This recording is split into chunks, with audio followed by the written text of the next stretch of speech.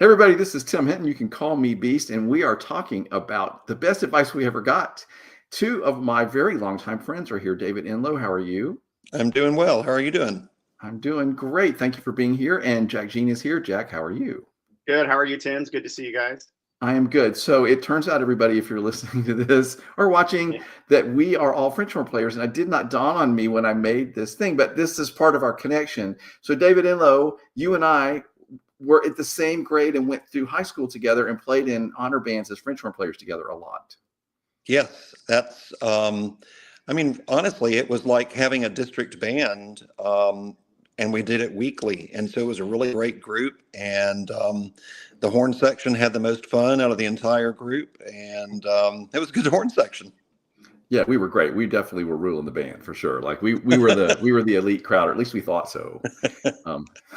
Not that French horn players are cocky or anything. We're not trumpets, but Exactly. I'm in the weeds. But anyway, David, you taught for many. Well, you've taught all kinds of places, but you were in Virginia at one school for a very long time. Yes, I was at Hickory High School in Chesapeake for 21 years, and that's where I guess I started figuring things out big time and learning how to do things a little bit better there. Awesome. So Jack Jean, the interesting thing here is that when I left Dunwoody High School back in the 90s, you came in as the next director. And when we met, we were like, wow, we're really similar people. Yes. Which is Exactly great. that. So I'll let you introduce yourself, sort of your quick snapshot of whoever you are, whatever. Well, I'm originally from Iowa. I moved to Georgia in the early 90s. Like Tim said, he left Dunwoody and I took his teaching job, and we met each other and we became fast friends. And then fast forward to like 34 years later, and I just retired from teaching public school after 36 years of band directing. And my last post was at Brookwood High School in Snellville, Georgia. Yeah, it's awesome. And Jack, you were very nice to work with me as an arranger and show designer Yes. for many years with your bands, and I always appreciated that. And your bands were always played great and made me look really, really smart. So I like that. We were fortunate to have you because some of our high successes were coming from those years that you and I and John and everybody collaborated. Those were some great shows. Wow. Yeah, that was really, really fun. So here I was just putting together some people that I like and that were sort of in the same ballpark of age and experience and all that stuff. And I thought it would be fun to just sort of share, the best advice I ever got. Some of the best advice I ever got. It's really hard maybe to narrow that down. I've got a couple here, and they're by no means like the best ones or the only ones. But I thought I would see if you guys, what you had to say. So David, I've sort of been going to you first.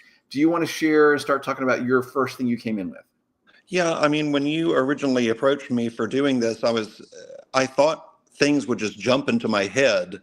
And apparently I have too much mess still going on up here, and being able to purge exactly what I wanted was a little bit difficult. But of course, over the years, I've received a ton of advice, and some of it's more musically oriented and some of it's teaching oriented. I remember early on when I became a teacher, and it was one of my music ed classes, and we had somebody come in and talk to my class, and they said, and I didn't understand this, but they said, you need to become friends with the school secretary, guidance counselor, and the head custodian. And I'm thinking, how is that going to help me be a band director? And then you start teaching and you totally understand exactly why you need to be friends with those people. So I thought that was great advice. Well, I concur. That's genius advice. And those are the three most important people in the school. I had the great advantage. Jack, I don't know if this happened to you when you were there, but I had lunch every day with the guidance counselors. Did you have that Yes. same thing going on? They did. Yes. Man, did that pay off for me? Like, first off, we all liked each other, but like every day, I would sit there and have lunch with them and get to know them, whatever. And so that was hugely helpful because, they're making decisions about who ends up in the classes. Exactly. Those are really, really important resources for sure. I love that, David. That's really great advice. And I think I got that very similar advice too. And same experience. Like one day I realized, wow, I think the school secretary is perhaps the most, well, for me at Dunwoody, Jack, where we were, it was Sandra who was Yes. Dr. Springer's, the principal's secretary. She was Yes. the most important person in the school, and she was wonderful too. Well, that's kind of seems to be a theme too, because I've been blessed to teach at 4 or 5 different schools for long times, at least 5 or 6 years. And the school secretary and the school bookkeeper, man, those are the people that you need on your side. And, because when you eventually make a mistake, which you will, they'll forgive you because they know you, and being visible in the school and not just some random person. Right. I went to Brookwood late in my career. It's the largest high school in Georgia, 4,000 students. And so faculty about 200. So it's easy to become, you don't know who people are in the school. So I made sure when I first went there to meet those people and to make a relationship with them, because even though they'll probably never see me but once a month coming from the basement, at least they knew who I am.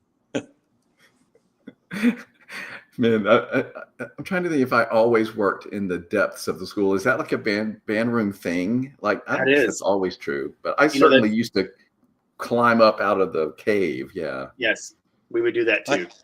I like it being at the end of the school where they don't usually come down there. And so I felt like I can just do what I need to do and go to the office when I needed to. But otherwise, I kind of had my own little world. Yes. Yeah. Leave me alone, everybody. Okay. That's good. Well, we were at Dunwoody. I was certainly down in the dungeon with the football crowd, and getting along with them was also imperative. Yes. All right. Very good. So, Jack, what did you come in with? What advice? Well, I mean, I've been like Dave, I've been teaching a lot and have had a lot of great mentors over my years. And like some of them are musical and some are, like David said, more teaching oriented. But I just remember coming out of college and having a colleague talk to me and talk about being a band director. And it's like, you have to be a master at your craft if you want to be a successful teacher of that. So all my students that went into music, I'm like, hey, you have to study your instrument and you have to be serious about it. When someone hires someone as a band director, they want someone who's a fantastic musician because you're the content level expert. So you need to be the content level expert. Don't just float on whatever you're doing, and constantly try to improve yourself and be the best musician that you can. I think that gets overlooked a lot in some instances. Well, David, you want to speak to that? Yeah, I mean, it's something that I learned, I guess, early on through studying privately. And, at first, I think I just kind of ran on talent. And then I started studying privately and with Merwin Chrisman in Atlanta. And, he wasn't a heavy push kind of person, but he really helped a lot and helped my playing out a lot, and just, I guess, basically showed me you have more to offer and you're not doing that. So in a very nice way, he probably pointed out how lazy I was, and it made me want to work harder. I did not know that you studied with Mr. Chrisman. I did. Did you know that he started me? I think I did, yeah. He was my 4th grade music band director, and he was a French horn player, obviously, and he encouraged me to play French horn, and I took lessons from him, I guess, almost from the very beginning. So, yeah, I was lucky to have Mr. Chrisman teach me how to play horn from day one. Right. So, man, I was a lucky guy. That's amazing. So, Jack, does that resonate with you? Private lesson teachers, things learned, that kind of thing? Yeah, and I think, being a good musician is being a good musician, regardless if you play trombone or percussion or you're a conductor. But those lifelong music learners, people that keep trying to better themselves in whatever their music area is just going to reap 100% benefits, whether you're a singer or a conductor. If you're just not learning and branching out and growing as a musician, I think you're making it harder on yourself as a band director, because you have to be the musician in the school. You have to be able to teach the kids that way. And I'd say I think that's true of any profession. Quite honestly, whatever you want to do, keep learning and be great at it, especially if you're going to try to teach it. Now, having said that, I do think that sometimes people who struggle to learn things are better teachers because it didn't come so naturally to them. Right. But still, I expect them to have attained a level of mastery and proficiency and expert, level of proficiency. So interesting. All right. Yeah, So I have former students that graduate or are going to become band directors or band directors, and they're like, "Hey, how do I keep motivating or learning by not having to go out and go to clinics and all that kind of stuff?" I said, "Well, you join a community band or join a community group where you're seeing someone on the podium teaching." I learned so much from those community bands that I with Alfred Watkins and David Gregory and all those guys. Just watching them conduct an adult band is not that dissimilar than teaching a high school band. And you just learn just from being in the room, which I encourage my students to do that all the time. Just go try for a season and see. You'd be surprised at how many things you can take and put back in your little wheelhouse of tools. Yeah, same. When I was playing with a community band, and I played with the Terrawinds for a while, and then and of course David Gregory can stretch an eighth note to last about 30 seconds. Yes, he can. But even up in Virginia, I played, and there were things that Dennis Zeisler said with the Virginia Wind Symphony that I was able to take back. He was the only one that I would ask to come to work with my group, because no matter what, he would have about 3 to 4 pages of notes, and I would go into rehearsal thinking, okay, I've got it this year. We're really good. He's not going to be able to, and he would still have 3 pages of notes. And it was really, it was in a way demoralizing, but it just showed that someone's always better than you, and someone always has a better ear. And it's your job to go out and find those people to help you, because one day that's hopefully, as long as we keep our ears, that's what we're going to be doing. We're going to be helping someone that just, especially someone who's new to the profession. But right. Yeah, I community band was great for me. I would jot things down because I'm like, oh, that's good. I've got to use that. So I think that's all of us. I think we all just keep on gathering information. We filter out what we need to filter out, but then we use what our greats and our lives told us. Right. Or you stumble onto something yourself, and then you're out in these community groups or whatever, and you're like, oh, he's doing that exactly the same way I teach that. I feel a little bit, okay, maybe I'm on the right track here. Or you get the opposite. Oh, this is how he gets them to play in tune. No one ever taught me how to do this. This is a great experiences for me, at least in my career it has been. And I have to say one more history note for me, but when I went to Governor's Honors this summer after my junior year, and we were studying, music, David Gregory was there as one of the teachers, and he made a huge impression on me. Like life-changing advice, kind of, this is what a band director is, wow, kind of thing. So yes. I knew him way back in the day when I was just a little elfling.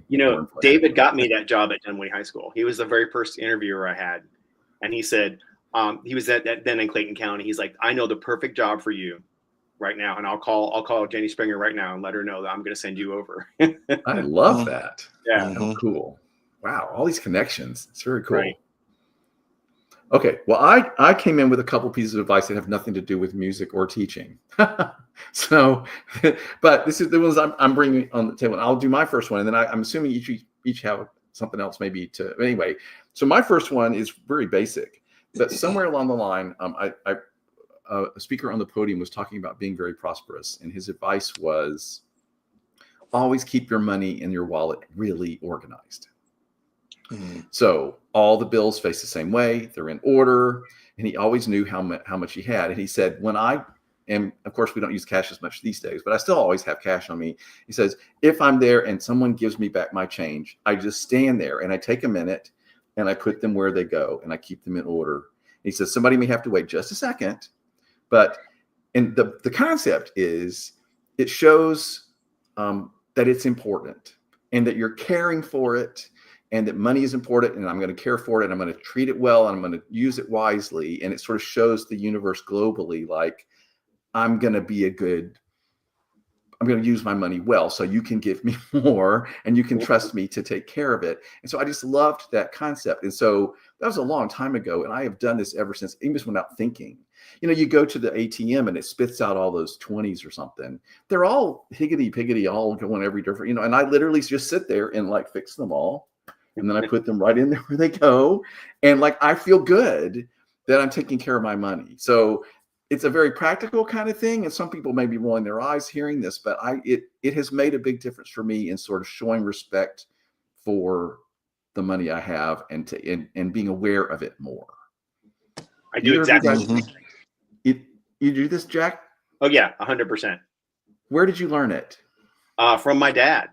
And my dad was like, if you keep your money in order in your wallet, you know exactly how much money you have just by a quick glance, as opposed to, pulling your wallet out and like, oh, here's a 1 and here's a 5. And it's like, you're so organized. And, my dad was an accountant. He was a math person. So I was brought up early to keep things nice in order like that, just kind of convenience.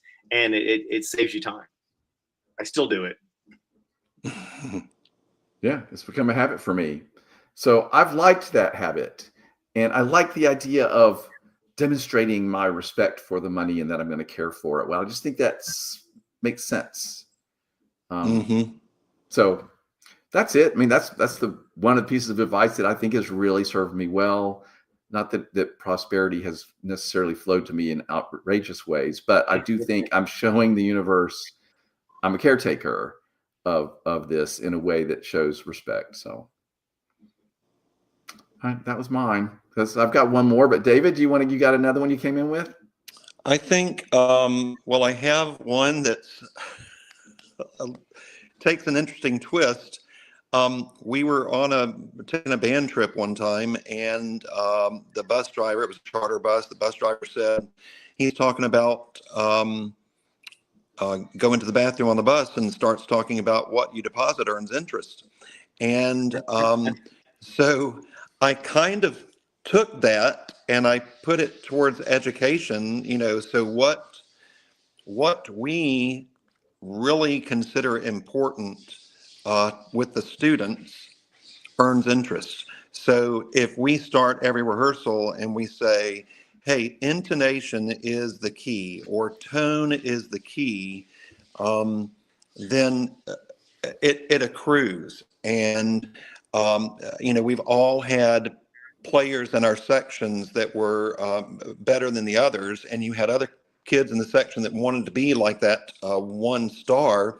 It's kind of the same thing. I feel like I had to set up what I considered important and what I wanted my students to consider important, and then hopefully that would earn interest. So it's funny that kind of comes from just a bus driver who was taking us on a trip, but it just kind of rang with me, and I loved that saying, what you deposit earns interest. And I just kind of took it to a different path through teaching. That's good. Yeah, I think that's great. It's sort of like this thing about like your students know who you are and what you value and what you know is important, and how you act and how you treat people and all of that. They're really paying attention. And so, David, I'm sure that even without you having to say over and over, the message of what you valued and what was important and what you wanted them to focus on was very clear. And I do think that that's profoundly important. Well, it's all about developing culture and the culture that you want your group to represent. And I think when I was a young teacher, I got out and I wanted everything to be lined up vertically. And I played all the dynamics, but I didn't do anything in between. And I thought we were great. And it wasn't until when I was doing my master's and I was surrounded by other people who were better than me and really great on their instruments. And just, I guess I started focusing on different things instead of just the technical aspect of things. I went to a workshop all about the inner game of music, and it helped me as a player, because my head would get in the way of me playing, I'd get nervous and I don't want to play this. And so when I had students come across the same kind of feelings, I said, no. All you need to do is focus on breathing. Don't worry about this. Don't think about you're going to miss that note right here. Think about how great your breathing is. Think about how great your tone is. And it wasn't like overly positive or positivity. It was just a focus that where your mind's so powerful, especially students. They're just sponges, and so I think focusing on the right things and developing that culture that you want in your program was. And to think that this all came from a bus driver, I just, or at least, it started with it indirectly. Well, and all of us being horn players, we can all completely understand that sentiment and relate 100% to, I don't want to miss that note. I don't want to crack that note. Don't think about cracking the note. Mm-hmm. Yeah, Tim, I love that. Oh, I did. I'm not going to start telling stories about my big failures, but Hey, you know what I did? When I missed notes and cracked notes was when I got really cocky. Like, really? not to tell them, yeah. Like, yes. Whenever I was so, I thought I was the thing, and I wouldn't prepare, quite honestly. Like I went into I shouldn't tell these stories. I went into an all-state band one year, not prepared. Like I was just so sure I was so on it, and then I played terribly, and they're all looking at me, and I'm like, oh, great. Anyway. So that was a lesson learned the hard way, is when I got really too cocky and too sure of myself, that's when I started making mistakes because I wasn't preparing. And, every good player knows you need to be ready and be prepared. So that was a stupid high school thing. Jack, I hope you're not appalled at these stories. Well, there's a fine line there because, I'm probably like David, I get just really nervous. I get really nervous. And so I try to walk that line of being really relaxed. But if I go a little too relaxed and then all of a sudden I don't put the right air, yeah, okay, got to get back on track and get a little more focused. So that's a tough one for me is I try to be really relaxed and it can bite me in the butt sometimes. Yeah, it can. Well, I am. Or you think you're counting the rests right and you're not. Yeah, I am absolutely my worst critic. And so I would get in the way of me being a good player all the time. And I had to learn to get out of the way and focus on different things so I could just, and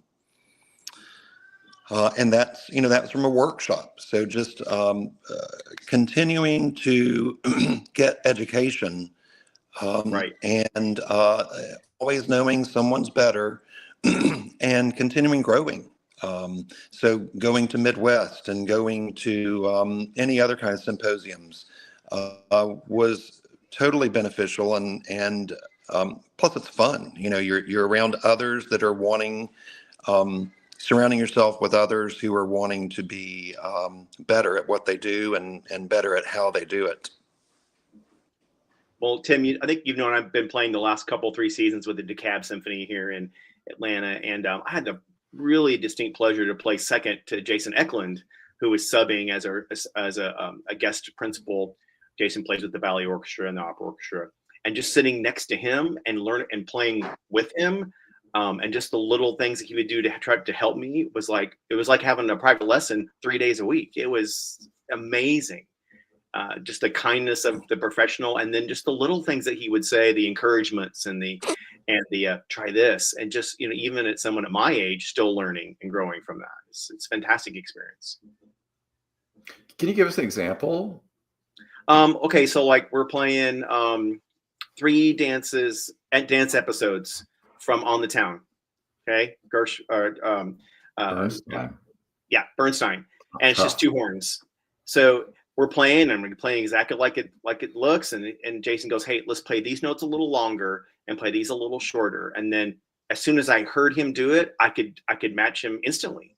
But he had to tell me exactly what he wanted me to do. And I guess as a principal, that's being a good principal, because that's what you want those sections to match you. But here I was thinking, oh, I'm nailing this, but I wasn't nailing it enough to match him, which was a little eye-opening and a little humbling, but I loved it. It was great. So it was something really about style Yes. that he was bringing to the table that, but that Bernstein stuff is always just. Yeah, and then brutal. he's just really encouraging. Like in the second movement, the second horn plays with the woodwinds, muted horn in the low register, and it's like a solo. So I start playing, and he leans over and says, "Hey, play a lot louder. Play. You need to be their contrabassoon to that woodwind choir." I'm like, that makes complete sense. So I up my volume, round my sound out a little bit more, and he's like, "That's exactly what it needs to sound like." And I'm like, wow, just those images, those kinds of insights, But what I love about what you're saying is he also had a way of doing that was encouraging and not degrading in any way. Like he wasn't saying, "Oh, you're not doing it right." It was clear the tone. Right. Helpful. No, it was great, and that's what good musicians and kind musicians do, and professionals. They'll encourage and steer you in the right direction, as opposed to some. The big egos would just sit there and just look down their nose at you, which I haven't met many of those, thank goodness. And I would say that concept usually comes from the desire for a great performance, yes, and a great outcome. Exactly. So they recognize everybody around me, if I can lift them, and we can all do it better. Yeah, right. It's funny, that kind of leads into my next thing. Advice I ever got, and it came from my dad a long time ago. And my dad's passed away many years, but I remember growing up as a kid, he was like, remember, no one is above common courtesy. No one. That means putting your cart back at the grocery store, or saying thank you to somebody opening the door, or saying good morning, or just those gestures of kindness. And that stuck with me for my entire life, and everybody has a bad day, but there's no reason to act a certain way to someone, and everyone deserves that kindness and respect, regardless of who they are. And that leads me right back to this situation with Jason. He didn't have to be that way, but that's the way he is, and I appreciated that. He probably didn't even know it, but it was extremely powerful for me, and that's kind of how I try to live my life. Is everyone the kid down the hall who's having a bad day, or the whatever person in your school, or the lady who just cut you off, or or the person who's dropping all their stuff at the checkout, and now it's going to take forever. It's just, you just kind of relax and just choose to be kind. That stuck with me for a long time, what my dad said. I'm sure he demonstrated that as a model too, obviously, and then you saw the impact of it. I always feel like the checkout people at the grocery store are huge victims, and I always make an effort to try to be especially kind and just look at them. Like nothing makes me more upset than somebody that's on their phone and just pays like they're not even there. That to me is just the most horrible. Well, my dad played minor league baseball before he got married, and so I grew up as a little league brat. Of course, my older brother played with us. My dad was always the manager, but he was the soft-spoken, quiet manager coach. That was his personality, the talk to you and explain, and just that, as opposed to the yell and screamer coach. He wasn't one of those. And one year I got on a team that my dad wasn't coaching with a yell and screamer coach, and I told my dad I didn't want to play anymore this summer, and he said, "You can quit this team because I don't agree with the way he's coaching. So you're okay." But we were never allowed to quit anything. But that's just the way my dad was to me. Mm-hmm. Yeah, I shouldn't name names or anything, but I've also played in groups where someone was rehearsing, and it kind of taught me what not to do, or it taught me even starting and getting frustrated early on in the rehearsal almost sets a tone for the rest of the rehearsal. It's kind of hard to dig out. And so I tried to make sure, and it took me a while to learn this, but I tried to make sure after that I was not doing the same thing with my students that I had experienced with others in rehearsal. And look, I've gotten frustrated many times and handled it the wrong way. But and one of the things I wrote down was, honestly, I learned a lot of things by all the mistakes I had made. You know, a long career of them, and just knowing what to do and when, and what not to do and when. I learned those same lessons, and I think about 3 or 4 years into my career, I realized I can't pull the wool over the kids' eyes. I need to tell them. I need to tell them the truth. I need to tell them how it is. I need to tell them if it's good or bad. I don't want to tell them, or not bad, but good, or it needs to be improved. But the kids know when you're not telling them the truth. They know if it's not good, and you're telling them it's great. Then they don't understand, you know. But definitely, yeah, lots of mistakes that I've learned from, for sure. Yeah, I've never, ever responded well to people yelling at me. And you know, I've sat in some bands where that was the case, and like I just sat there thinking, I'm not doing this. And I also knew that I cannot play well right now because I do not play well in fear. Right. ever have I performed well under that kind of fear of performance. Like that's just anyway. So like you said, learning what not to do. Right. Some people are very valuable simply as bad examples. Yeah, and that's another great word of advice. When you make a mistake, own up to it. The kids know you messed up. Don't pretend you didn't mess up. The kids know. Yeah. Tell them. Own it. It's like, it's my fault. I said the wrong thing, or I conducted the wrong tempo. You know, it's okay.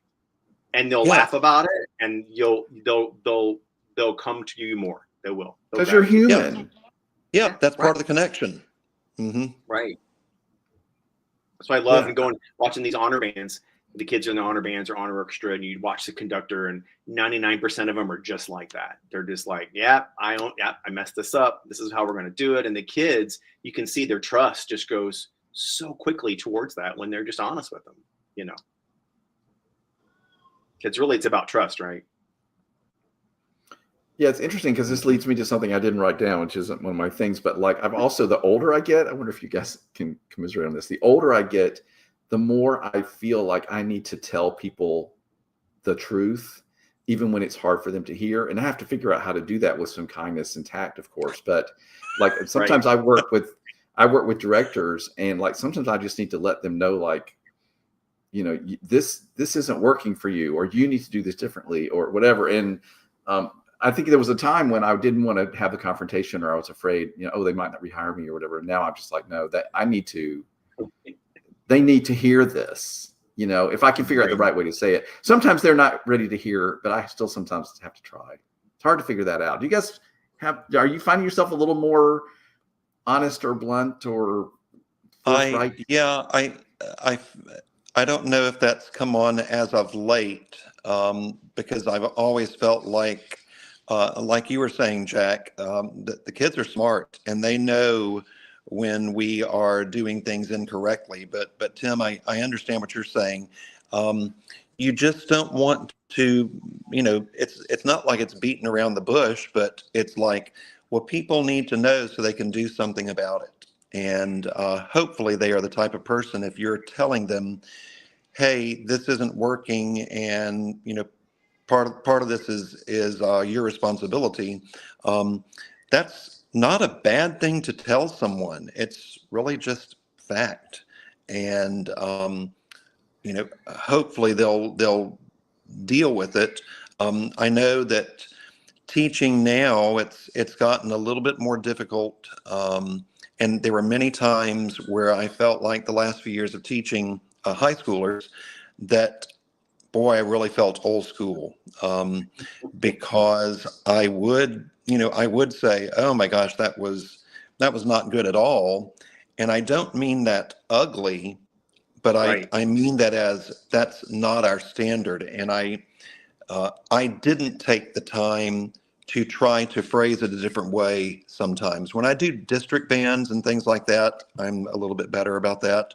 But with my own kids that I know and I have a relationship with, sometimes I just treated them like family, and that's just, but they were used to it. It's almost like they expected it. Right. But you're right. The verbiage and things that kids, at least in the last 5 years, the way they react to certain phrases are not the way they reacted to the same phrase 15 years ago. Mm-hmm. And so you're right. And in the last few years, I've had to figure out different ways to say the same thing, as not like play short or play longer, but in the more emotional side of what they're doing. It's like, I bet you can do that better. Some would always think would be a positive, like, here's, you want another chance, but sometimes it's taken as you didn't try very hard, or I'm singling him out as not trying or not being very good. And that's how, a lot of kids seem to want to take the first negative connotation they can from any kind of criticism. And that's made me change how I teach, honestly, to try to reach them in a different way. Because unfortunately, it's just maybe the way the world is right now is so much negativity that kids, that sort of imprints on them, I guess, a little bit. Yeah, I think we're all a little extra skittish. Yeah. And actually, so I'll go ahead and say my second thing I came in with tonight, which is interestingly enough is not as easy now in the last few years as it used to be, but I still think it's great advice, so I'm still going to say it. And that is the basic principle of if you don't have a problem with it, nobody else will. So this has really served me well. And if I'm nervous about, oh, well, what will they think of me because of who I am or whatever, I do think it's true that if it doesn't matter to me, it doesn't matter to them. Obviously one example is I'm a gay man, and sometimes I go into spaces and, oh yes, I have a husband and blah, blah, blah. But it's like, if that's not a big deal to me and it's just, then big deal. Now, like I said, of late, there are people that are sort of hair triggered, ready to react and not be kind. And so I'm a little bit more skittish around that, but I still think the principle holds true. Jack, you were nodding. You agree? Yeah, 100%. Yeah. If you're acting like you're hiding something for whatever it is, or if it's a religious belief or a thought or a lifestyle, the kids see through you. The kids know the truth, regardless of what your truth is. And so if you act like you're trying to hide something, they know. 100% they know. So if you're acting like it's no big deal, it's no big deal to them. Honestly, if it isn't. I mean, I've lived the same truth. I know. Yeah, and I mean, I do think it's really true. Like, I think I react to people that way. Like, if someone has some sort of physical disability, or they have someone stutters, whatever. Like, if they're just like, they're not embarrassed and this is just who I am, and I'm then I'm fine with it too. It puts me at ease. Mm-hmm. Exactly. Yeah. So I think it always goes back to, especially to young teachers, you have to just be yourself. Whatever yourself is, be yourself and be your best self. And whatever that encompasses in your life and your personality, the kids want something that's genuine. They want something that's real. I think not just the kids, everybody wants people just to be honest and genuine, and the kids will be drawn to that. They will not be drawn to the I'm A but pretending to be B, or I say I believe this but I don't say I believe this in the other side. Kids know, and adults too.